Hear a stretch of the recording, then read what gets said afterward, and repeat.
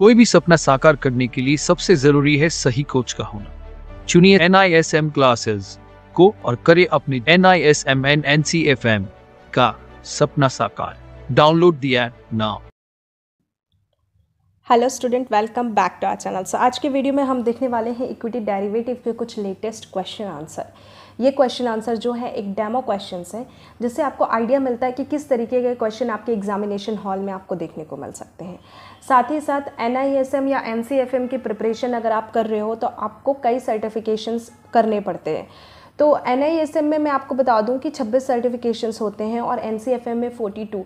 तो हम सारे सर्टिफिकेशंस के कोर्सेज प्रोवाइड कराते हैं और फर्स्ट अटैम्प्ट में एग्ज़ाम निकाल के देने की 100% गारंटी भी प्रोवाइड करा के देते हैं।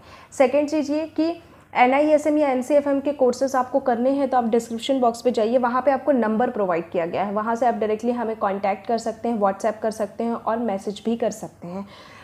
वहाँ पे आप कॉल करोगे तो डिपार्टमेंट के थ्रू आपको सारी डिटेल्स प्रोवाइड हो जाएंगी। NISM जो होता है वो इक्विटी डेरिवेटिव 8 जो होता है वो ब्रोकिंग फर्म के लिए रहता है, जो कि कंपलसरी है। अगर आप किसी भी ब्रोकिंग फर्म में काम करना चाहते हैं तो आपको NISM 8 सर्टिफिकेशन करना ही चाहिए।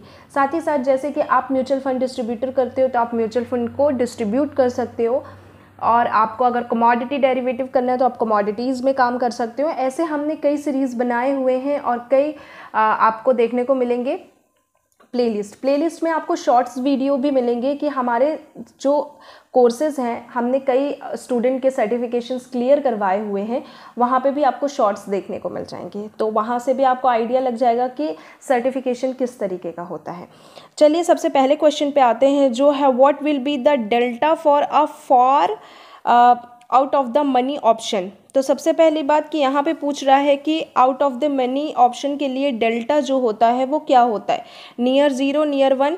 तो मैं आपको बता दूं कि कभी भी माइनस नहीं होता है, वो हमेशा 0 रहता है।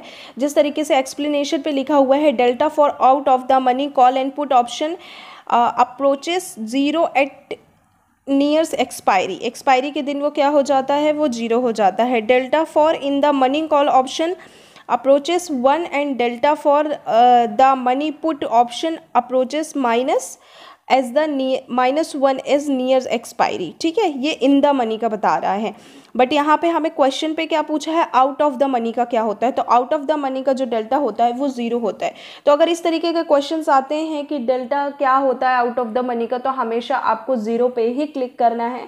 और मैं आपको बता दूं यहाँ पे MCQ क्वेश्चन आंसर आते हैं, तो MCQ क्वेश्चन आंसर जो होता है वो हमें मल्टी चॉइस क्वेश्चंस होते हैं, जिसमें कि क्वेश्चन को हम टिक मार्क कर सकते हैं। ठीक है, तो उसमें 4 ऑप्शन या 2 ऑप्शन दिया होगा, जैसे कि आपको ट्रू फॉल्स चूज करना है, या इस तरीके से 4 क्वेश्चन में से 4 ऑप्शन दिया होगा एक क्वेश्चन में से, तो इस तरीके से आप इसको टिक कर सकते हो। चलो मूव करते हैं दूसरे क्वेश्चन पे। देखो ये बहुत ही बढ़िया क्वेश्चन है। यहाँ पे आपसे पूछ रहा है, if the price volatility of the underlying stock is high then the put option will.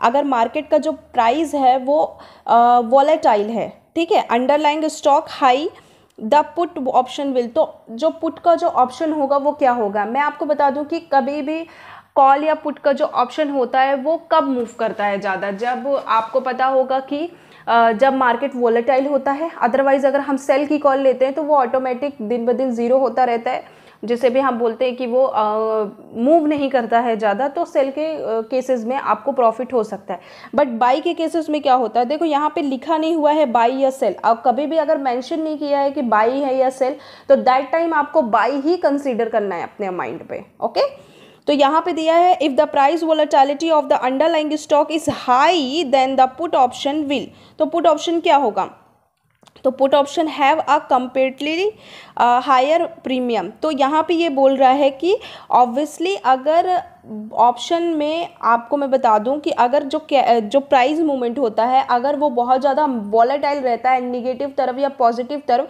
तो ऑप्शन भी क्या होता है वो आपका हायर ही रहेगा हमेशा, मतलब एकदम कांस्टेंट नहीं रहेगा या 0 पे नहीं जाएगा। तो इनके कंपेयर पे अगर देखा जाए तो प्रीमियम जो होता है वो भी हायर होता है, चाहे वो पुट ऑप्शन का हो चाहे वो कॉल ऑप्शन का हो। ओके, तो यहाँ पे देख लो एक बार एक्सप्लेनेशन क्या दिया हुआ है। एक्सप्लेनेशन है, volatility is the magnitude of movement in the underlying asset price either up or down। जिस तरीके से मैंने बताया If affects both call and put option in the same way, higher the volatility of the underlying stock, higher premium because there is greater possibility that the option will move in the money during the life in the contract.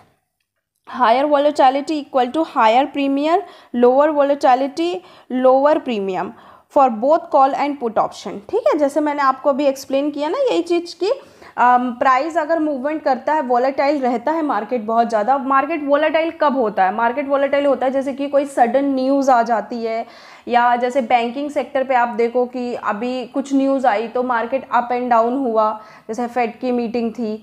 Second चीज़ ये कि जैसे कि budget आता है या elections आते हैं या किसी कंपनी के रिजल्ट आते हैं तो उस कंपनी पे इफेक्ट करता है, पूरे मार्केट पे इफेक्ट नहीं करता। ठीक है, तो उस टाइम पे प्राइस बहुत ज़्यादा वॉलेटाइल होता है। दैट टाइम कॉल और ऑप्शन के जो पुट के प्रीमियम होते हैं और या फिर कॉल ऑप्शन का जो प्रीमियम होता है, चाहे पुट का हो चाहे कॉल का हो, उनके जो प्रीमियम के प्राइसेस होते हैं ना वो भी बहुत ज़्यादा मूवमेंट करता है। ओके, तो ये इसका राइट आंसर हुआ। सो स्टूडेंट आज के लिए सिर्फ इतना ही। अगर इस क्वेश्चन से रिलेटेड, इस सीरीज से रिलेटेड आपको कोई भी इश्यूज़ है तो आप कमेंट सेक्शन पे हमें कमेंट कर सकते हैं। अदरवाइज क्लासेस रिगार्डिंग कोई भी इन्फॉर्मेशन आपको चाहिए तो डिस्क्रिप्शन बॉक्स पे जाइए, वहाँ पे आपको नंबर प्रोवाइड किया गया, वहाँ से डायरेक्टली आप हमें कॉन्टैक्ट कर सकते हैं। तो चलिए अब मिलते हैं नेक्स्ट वीडियो में, तब तक के लिए take care of your health and your family. जय हिंद एंड ऑल द बेस्ट।